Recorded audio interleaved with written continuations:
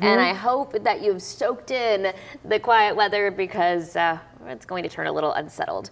It doesn't mean that every day will be a washout. Right, but this is something that we're typically aware of this time of year. We've been pretty fortunate the last few weeks. We truly have been, and now we're getting into a different pattern. So that is why we have WFA weather alert days, Saturday, Saturday night, and Sunday. And the impact will be, some storms and a few storms, not all the storms, but a few storms could produce up to quarter-size hail, up to 60-mile-per-hour wind gusts, and the potential for heavy rain as well. And that could lead to areas of minor flooding. So what you need to do is keep checking back in with us, have a way to receive warnings.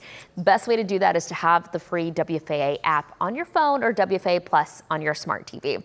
Okay, so I want to get right to this weekend because I know you've got a lot of plans. 86 degrees on Good Friday. Good Friday staying mostly dry, just some cloud cover moving in, a little breezy with the south wind gusting close to 30 miles per hour. Saturday night, I've gone ahead and added about 30% coverage of rain, and I'll show you why. 50% coverage on Saturday, going up to Saturday night to 60%. I do think that the soggiest part of our weekend will be Saturday night into Sunday morning. Temperatures will be in the mid 70s, upper 70s for some on Saturday and Sunday. And that's because of the rain and added cloud cover. And that's actually closer to what's considered normal for this time of the year. Let's get right to the timeline. We are looking at mostly cloudy conditions all day Friday. I'm stopping the clock here around 7 p.m. on Friday. We could see an isolated shower, maybe a thunderstorm to the southwest, but most of us stay completely dry through the day Friday. We have an approaching cold front, and as that happens, we'll see a bit better coverage of rain. So this is around midnight Friday going into Saturday, and we have about that 30% coverage starting to move in across our western counties. As the front approaches, coverage goes up. So now we're looking at Saturday morning. This is Saturday 7 in the morning. This is when we could see better coverage.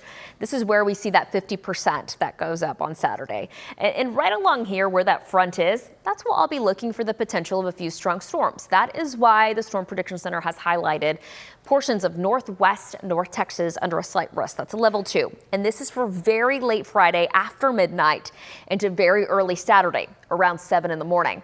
And we already talked about the potential impacts up to 60-mile-per-hour wind gusts and up to quarter-size hail. Again, this is not going to be the case for everyone, but that's one of the threats that we'll be watching. Saturday, 7 in the morning again. Let me show you where that front ends up. So that front is going to eventually stall to the northwest, and then we'll see a dry line take shape. So where these two meet, that's where we'll be looking at the potential for strong storms through the day Saturday. I just took you from Saturday morning to Saturday afternoon. Notice how the western half of North Texas is really where we see most of that rain. Again, it's not going to be raining continuously.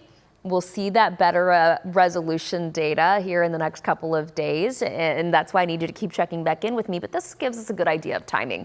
This is now Saturday night. Remember I said Saturday night looking to be the soggiest. This is Saturday night going into Sunday. Sunday at 6. Remember, sunrise is between 6 and 7. So we'll see really a good chunk of the I-35 corridor counties, including Dallas, Tarrant, Denton County with high coverage of rain. This system will move pretty quickly to the east. That's now showing you around 11 a.m. on Sunday, and most of us are completely dry. So it won't be a complete washout, but here's what we got to look for on Saturday. Throughout the day and Saturday night is the potential for an isolated strong or severe storm. Slight risk, level 2 out of 5 for most of North Texas at this point.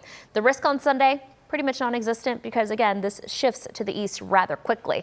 What we'll be watching is a few areas for flooding, 1 to 3 inches of rain possible, but the higher totals will be north of DFW.